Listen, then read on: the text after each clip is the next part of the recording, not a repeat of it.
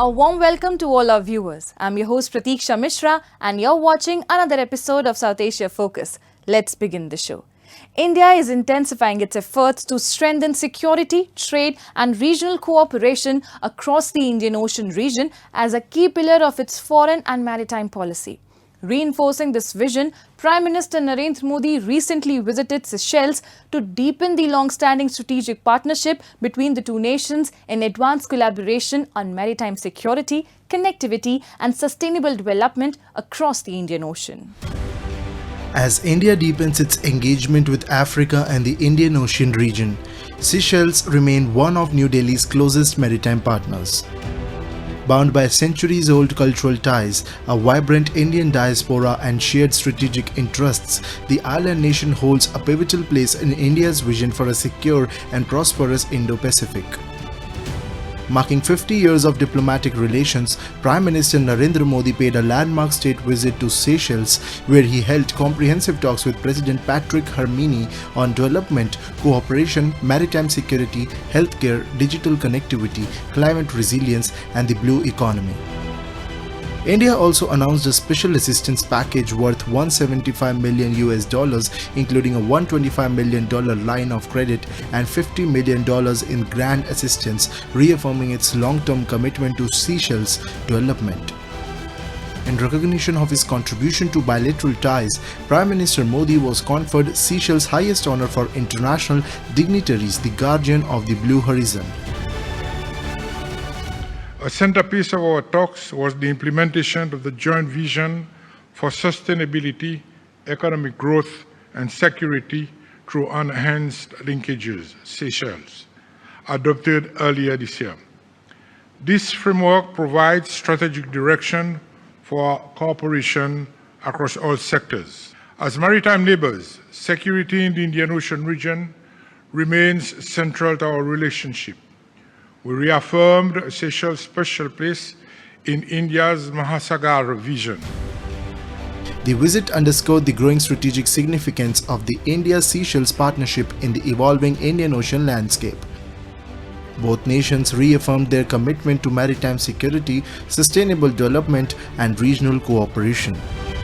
Several agreements were signed to strengthen development, digital payments, capacity building, and security cooperation. The participation of Indian naval ships and armed forces personnel in the National Day celebrations further highlighted the deep and enduring defense partnership between the two countries. Our vision is to make Indian Ocean into an ocean of opportunity. Excellency, हमारे संबंधों के पिछले 50 वर्ष गहरे विश्वास और साझा प्रगति के रहे हैं। आने वाले 50 वर्ष इनोवेशन, सस्टेनेबिलिटी और शेयर्ड प्रॉस्पेरिटी के होंगे। As a global leader in sustainable marine resource management, Seychelles sees vast potential to expand cooperation with India in fisheries, marine research, technology, capacity building, and seafood value addition. I think what's important is as we develop the blue economy, as we develop our fisheries further, I think India has also a lot of expertise in this area and can help us in terms of capacity building, research. India has a very good command in research and development. So India can help Seychelles a lot with the development of the blue economy.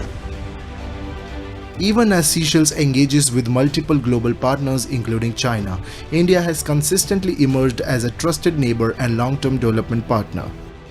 Rooted in mutual trust, the partnership spans maritime security, capacity building, humanitarian assistance, and sustainable development, reflecting New Delhi's enduring commitment to the island nation's growth and stability. The point is, yes, China is making inroads there, but China is making inroads in terms of infrastructure and projects, let's say, whereas India and Seychelles, our relationship, in addition to the traditional trade, is much more now about maritime security and security overall of Seychelles and also disaster preparedness.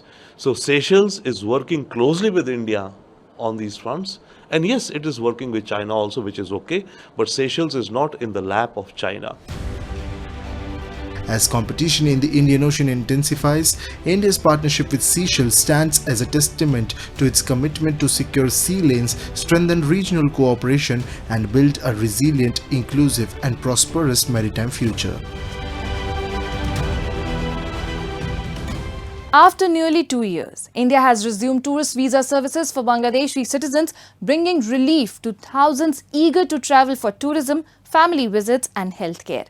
The reopening of visa facilities has led to long queues outside Indian visa application centres, reflecting the strong people-to-people ties between the two neighbours. The move is being seen as an important confidence-building step in India-Bangladesh relations, while reaffirming India's commitment to maintaining humanitarian and diplomatic engagement despite past security challenges. India and Bangladesh share close historical and people-to-people ties, with millions of Bangladeshis travelling to India every year for medical treatment, education, business and tourism. After nearly 2 years, India has resumed tourist visa services for Bangladeshi nationals, drawing large crowds to the India Visa Application Centre in Dhaka. The announcement was made by India's High Commissioner to Bangladesh, Dinesh Trivedi, during his visit to the visa centre. Tourist visas had been suspended after the security unrest in August 2024 when Indian diplomatic establishments, including visa centers, came under attack, though medical and emergency visas continued uninterrupted. I have come here to get medical visa. I am submitted my papers and services and everything is very good. Before 2 years, have some problems, but now very good. And according to medical purpose or tourist, both are essential for Bangladeshis, especially medical service. After a long time, tourist visa opens. For that, everybody wants to go abroad and they wants to visit India like before days. For thousands of Bangladeshis, India remains the preferred destination for affordable and advanced healthcare. Cities such as Chennai, Kolkata, Vellore and Bengaluru receive a large number of Bangladeshi patients every year. আমি Indian visa আসছি মূলত medical ভিসার জন্য আসছি তো আমি চেন্নাই তারপর হচ্ছে কলকাতা মণিপাল হসপিটালে আমি দেখাই তো আমি গত কিছুদিন আগে মেডিকেল ভিসা নিয়েছিলাম 6 মাসের ভিসা দিয়েছিল তো আমাকে ডাক্তার আবার যেতে বলেছে সেই কারণে আমি আবার নতুন করে মেডিকেল ভিসা করালাম তো আমাদের দেশ থেকে মূলত বেশিরভাগ মানুষই ইন্ডিয়া যায় চিকিৎসা করানোর জন্য সেটা চেন্নাই বলেন যে কোনো ইতে বলেন তো আমরা ওইখানে আসলে ভালো চিকিৎসা হয় সেই কারণে আমরা ওইখানে যাই তো আমি মণিপাল এর আগে গতবার দেখিয়ে আসলাম আমার কাছে খুব ভালো লেগেছে সেই কারণেই আবার যাওয়া The resumption of tourist visas now signals India's willingness to rebuild confidence and strengthen engagement with the people of Bangladesh. Even as radical elements in Bangladesh have sought to disrupt bilateral relations, India has remained committed to humanitarian assistance, people-to-people connectivity, and sustained diplomatic engagement. The latest move underscores New Delhi's commitment to ensuring that temporary political and security challenges do not weaken the long-standing friendship, shared history and deep people-to-people relationship between the two neighboring nations. And now it's time for Asia This Week, bringing you the top stories shaping the continent. South Korea's parliament approved the appointment of Han Seong-soo as Prime Minister, elevating the former chief executive of South Korean internet giant Naver to the post. Han has been serving as cabinet minister for small and medium enterprises under President Lee Jae-myung. Han is expected to lead the country's AI transformation.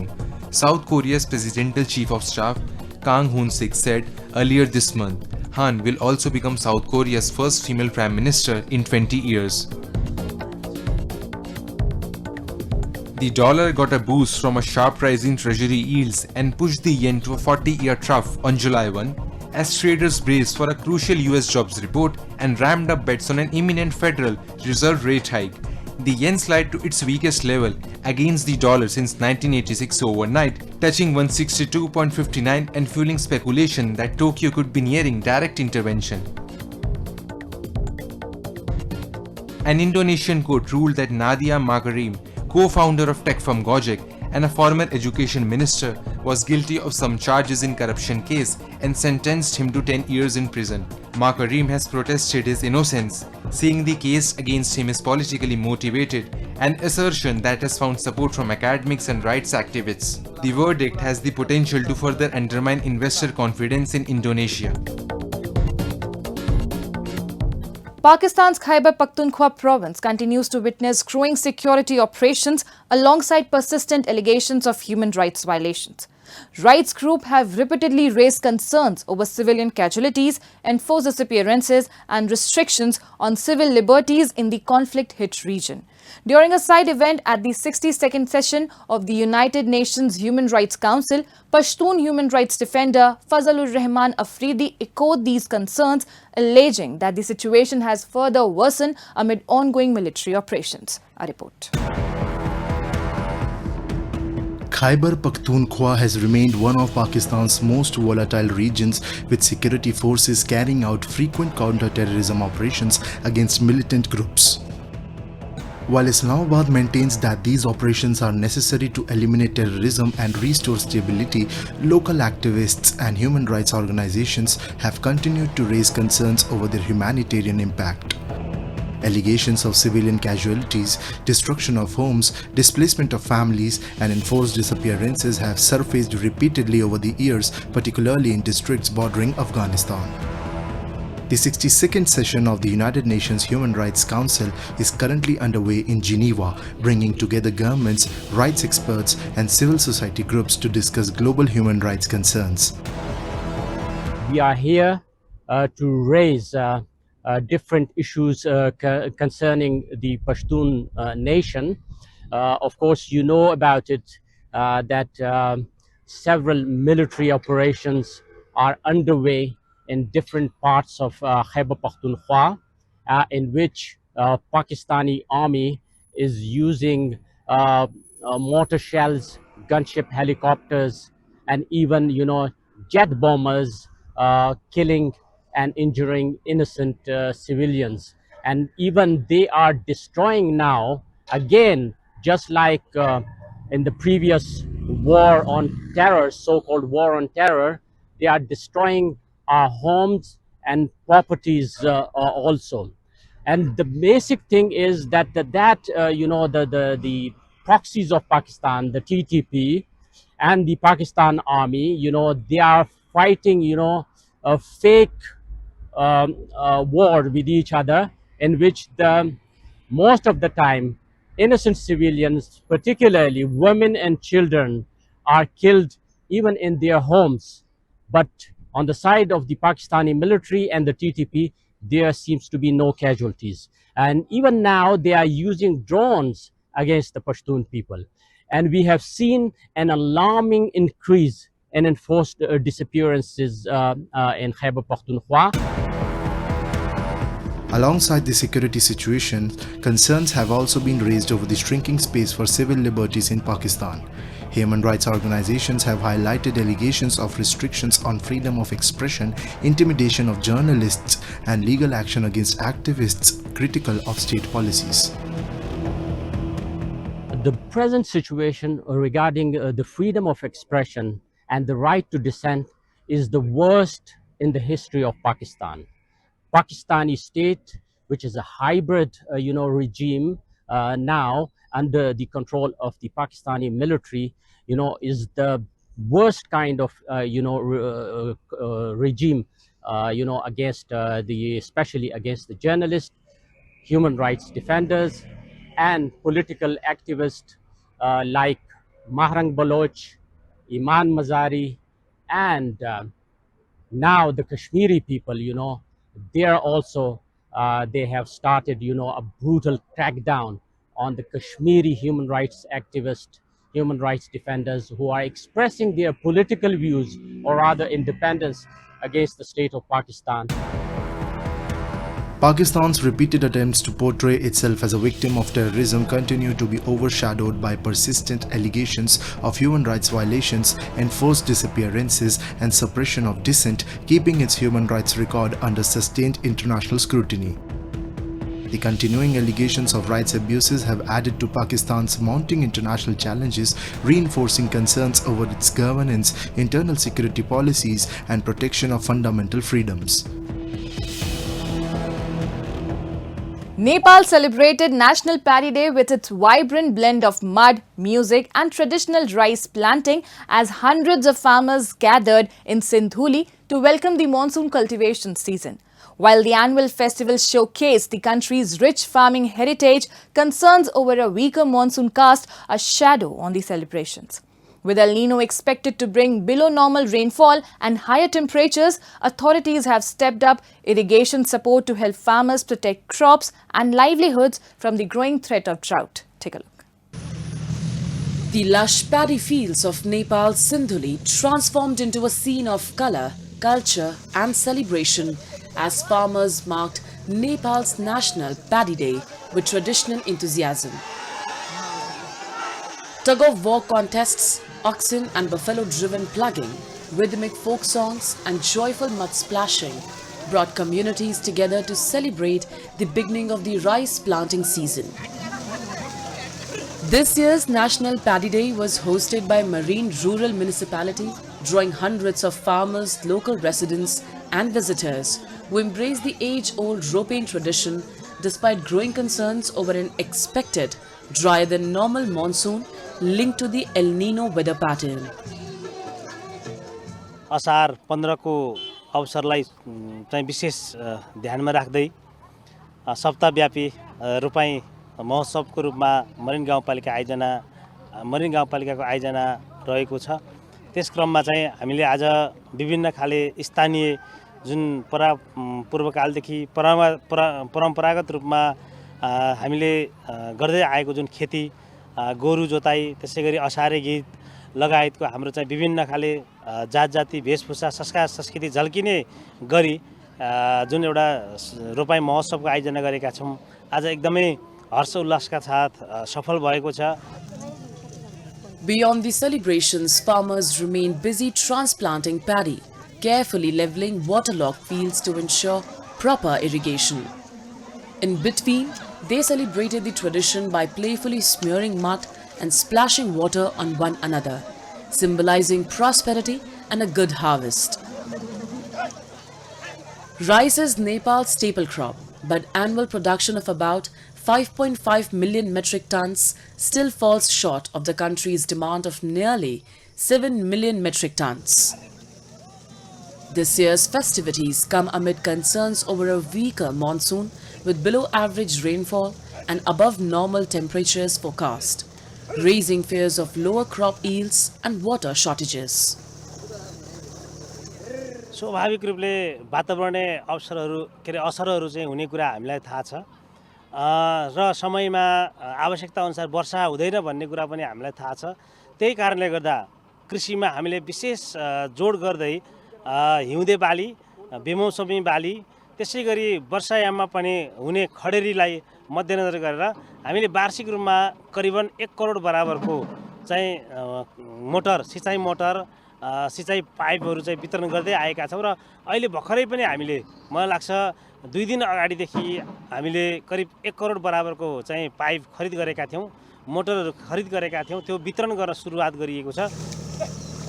Observed since 2005, Ashar 15 marks the start of Nepal's paddy planting season with the arrival of the monsoon.